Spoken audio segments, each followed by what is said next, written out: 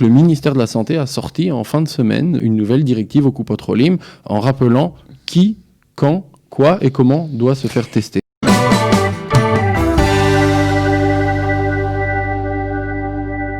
Jonathan, bonjour. Bonjour, merci, bonjour Cathy, bonjour à tous les auditeurs. De rien, merci d'avoir accepté notre invitation. Merci pour votre invitation. De rien, alors vous avez beaucoup de travail, je crois, en ce moment. On en a pas mal, voilà.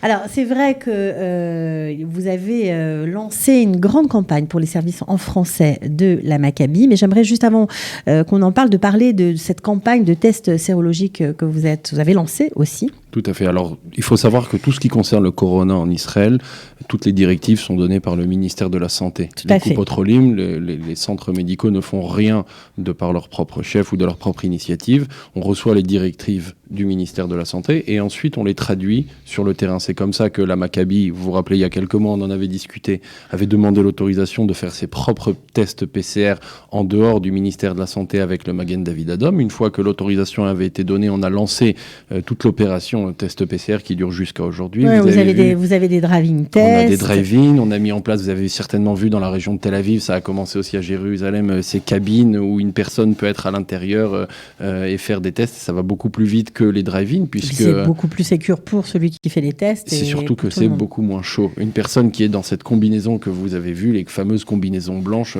complètement confinées à l'intérieur, ne peut pas faire énormément de tests à la suite avec la chaleur qui fait dehors. C'est très très compliqué. Donc on est en train de mettre en place un service beaucoup plus automatisé, beaucoup plus rapide pour faire plus de tests, également plus de laboratoires pour avoir des résultats encore plus rapides que ceux que nous avons aujourd'hui. Voilà, il paraît que vous avez des résultats assez rapides par rapport à d'autres Coupotrolim. Alors c'est une analyse qui a été faite par le ministère de la Santé. Effectivement, la Maccabi a les résultats les plus rapides une fois que les tests ont été faits. Il faut savoir que combien de temps on doit attendre ? Ça dépend. Ça peut aller de moins de 24 heures jusqu'à 48 heures. Parfois 72 heures quand on a les grands pics. Vous savez, quand il y a 15 jours, dû faire toutes les écoles, tous les ganim, les yeshivot, etc. Ça a pris plus de temps parce que de facto, il y avait plus d'analyses. Bien sûr. Il faut savoir que la Maccabi ne fait plus d'analyses qu'au sein de ses propres laboratoires. On travaille avec Hadassah, on travaille avec l'Institut Weizmann, on travaille avec l'hôpital Asaf Harofé, de façon à ce que les tests aient des résultats plus rapides.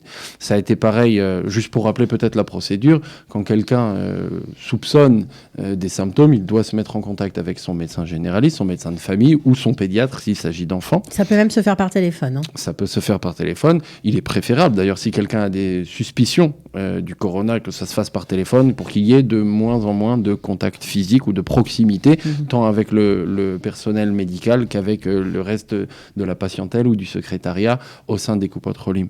Une fois que le médecin a fait son diagnostic, a posé son diagnostic, il donne une ordonnance, une afnaya, ce qu'on appelle, et dans les 12 heures, vous recevez un téléphone du Mamtak, c'est-à-dire Maté Maccabi le Tipoul Bakorona, c'est le quartier général de la Maccabi pour la gestion du corona.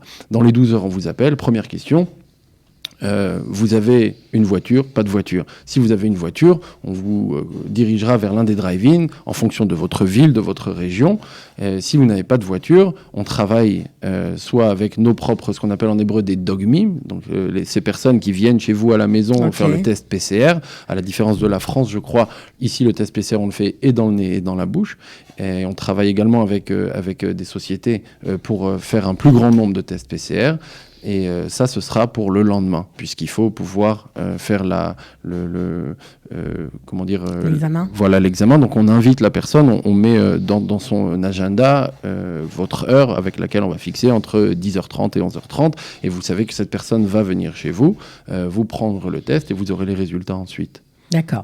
Donc ça, on va dire, c'est pour le test. Maintenant, on a vu hier des chiffres publiés par le ministère de la Briout concernant les hôpitaux. Puisque vous êtes dans la région de Jérusalem, on voit que, je crois, Shaare Zedek est à presque 100% de son fonctionnement, on va dire. Les gens sont un petit peu inquiets. Je crois même qu'il y a certains hôpitaux qui dépassent leur taux d'occupation corona, je parle. Ok.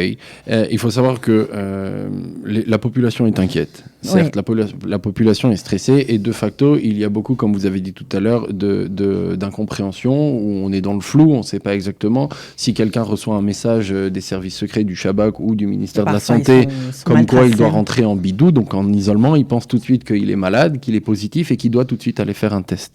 Il faut savoir que ces dernières semaines, le nombre de tests a explosé dans toutes les coupes Otrolim, dans tout le pays.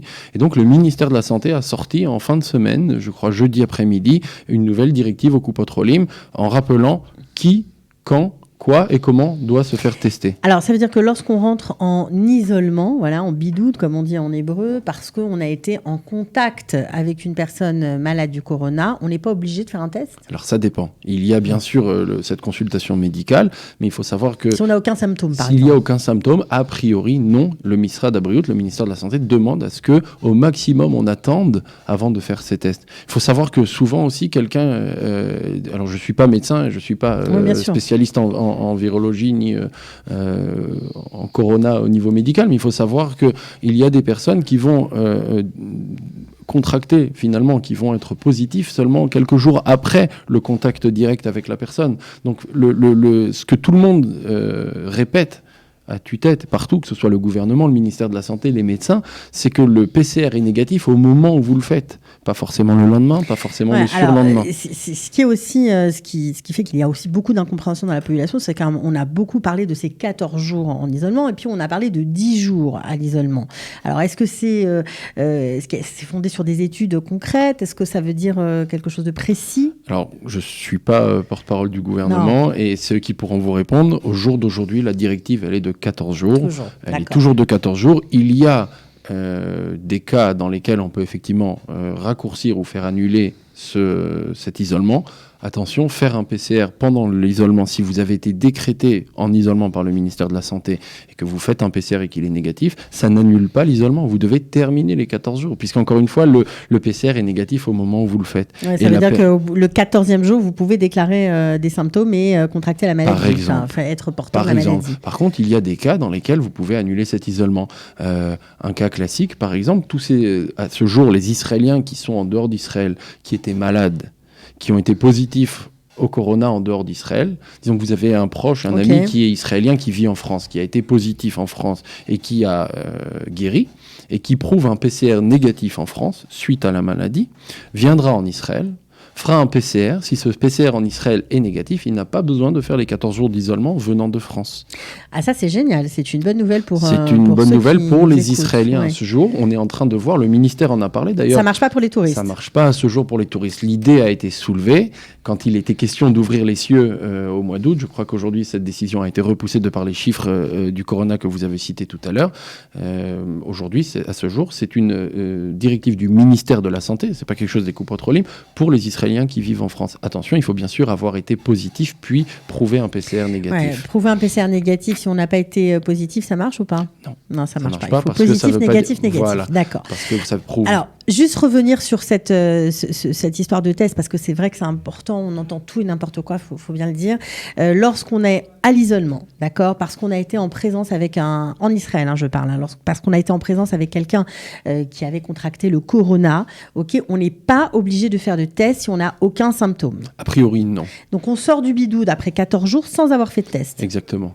Maintenant, vous devez bien sûr, évidemment, consulter votre médecin. Ah, mais bien sûr. Et c'est lui qui prendra la décision. Si la personne, si l'on reçoit, on a eu ce cas il y a quelques jours, une personne du personnel de santé qui a reçu un message comme quoi elle était dans une grande surface de supermarché et qu'à ce moment-là, dans cette tranche d'heure, il y avait quelqu'un positif au corona. Cette personne-là a dû rentrer en bidoude. On a pu faire une recherche épidémiologique et voir que non seulement cette personne portait un masque, mais qu'également la personne positive portait un masque. On a emmené ces résultats-là au ministère de la Santé. Le ministère a décidé que cette personne pouvait sortir de l'isolement. Encore une fois, il ne faut pas prendre ce que je suis en train de dire on consulte toujours son médecin traitant. Toujours consulter le médecin. Et c'est lui qui décidera si donner une ordonnance ou pas donner une ordonnance. Nous, le personnel de la direction ou le personnel du secrétariat, même les infirmières, personne ne décide à part le médecin. Une fois que le médecin a donné une ordonnance, dans les 12 heures, on vous appelle pour faire ce ce test, on ne remet jamais en question la décision du personnel médical. Bon, alors là, c'était la parenthèse Corona. Il faut bien sûr en avoir une, c'est important, mais la vie continue. La vie continue. Et les aliotes continuent. Il y a des gens qui sont déjà arrivés en Israël juste avant le Corona, qui sont médecins, qui cherchent du travail. Je crois que vous recrutez des médecins français à la Maccabi. Exactement. Alors, il faut savoir que moi, j'ai commencé à la Maccabi en février. En mars, le Corona a commencé. Donc, tout ce qui a été les projets à moyen et long terme ont été gelés pendant la première vague. Aujourd'hui, on n'a plus ce luxe. On n'a plus ce luxe parce que la vie continue, comme vous le dites, mais également parce que nos patients ne vont pas accepter le fait que cette routine du Corona, finalement, fasse geler tous les projets de développement et les projets de soins médicaux et de soins et de tout ce qui est autour des soins médicaux que l'on donne dans la Coupat Cholim. Lorsque je suis arrivé à la Maccabi, bien évidemment, j'avais mon bagage de Oli médical, mon dernier emploi, mon précédent emploi, où avec Oren Mizrahi, on a accompagné l'ALIA de dizaines de médecins. En 3 ans, plus de 140 médecins qui sont venus de France, bien sûr aussi des infirmières avec Qualita, avec d'autres organisations, les pharmaciens. Et c'était un de mes projets. De dire, on a une médecine de pointe, on a une médecine de niveau en France, il n'y a pas de raison que l'on ne puisse pas continuer à faire embaucher des médecins au sein de la Maccabi.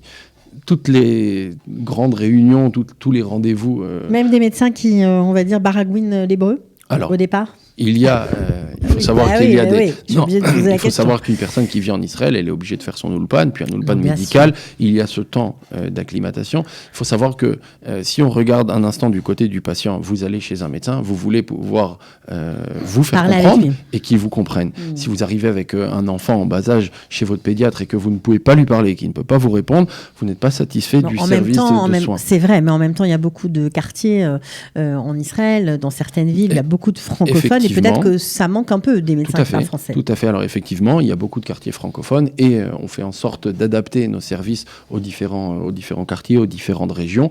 Et il y a énormément de médecins aujourd'hui francophones à la Maccabi, des médecins qui ont fait leur alia récemment, des médecins qui ont fait leur alia il y a 20, 30 ans, qui rejoignent la Maccabi parce qu'ils sont contents de la façon dont la Maccabi travaille. Et ça fait aussi partie des prérogatives de la Maccabi. Il y a Carole Azoulay qui est responsable du département francophone, qui était déjà là sur le terrain avec toute la communication en français, avec la proximité avec les gens. Il faut savoir que on n'utilise pas de robots internétiques qui font de la traduction français. On a des contacts directs avec nos patients. Et depuis 6 mois, la Maccabi m'a mis en place également, m'a nommé à Jérusalem, dans des quartiers également, c'est-à-dire que je suis responsable directeur adjoint du centre de Jérusalem. C'est la plus grosse région sur Jérusalem. Il y a près de 60 000 patients. Et de facto, au-delà de toutes les responsabilités que j'ai, je dirige aussi 3 centres médicaux, l'un à Arnona, l'autre à la Moshava Yevanit, sur Elazar Amodai, un 3e à Ramat Eshkol, qui sont des quartiers à forte concentration de français, mais également d'anglophones, de par le fait que je parle les 2 langues. Et l'idée, c'est vraiment c'est un message que nous faisons passer aux patients, aux anciens et aux futurs. Nous voulons mettre un service adapté. C'est un service, il faut savoir juste pour revenir, alors ça, c'est vrai que c'est important de le préciser. On a bien compris la volonté de la Maccabi de s'adresser aussi aux francophones. Mais pour les médecins français, si certains nous écoutent aujourd'hui, ont envie peut-être de poster leur candidature ou de se porter candidat à des postes, est-ce qu'il y a des postes particuliers Tout à fait.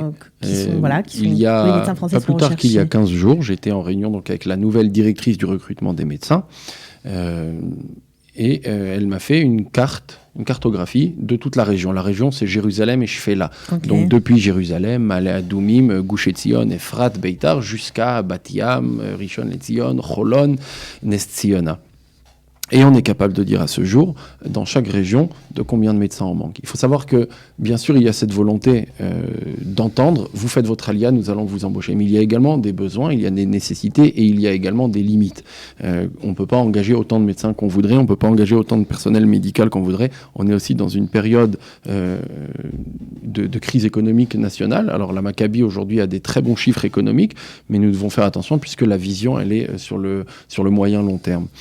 Oui, Aujourd'hui, on est capable de dire, sur Jérusalem, nous avons besoin de tant de médecins généralistes, de tant de pédiatres, de tant de gynécos, etc. Et d'ailleurs, en sortant de cette réunion, j'ai pris toute cette cartographie et j'ai réveillé les anciens contacts, les anciennes cellules, les associations qui accompagnent. Alors ça, c'est très intéressant. Si jamais on veut postuler, si certains nous écoutent, on veut postuler, comment on fait ?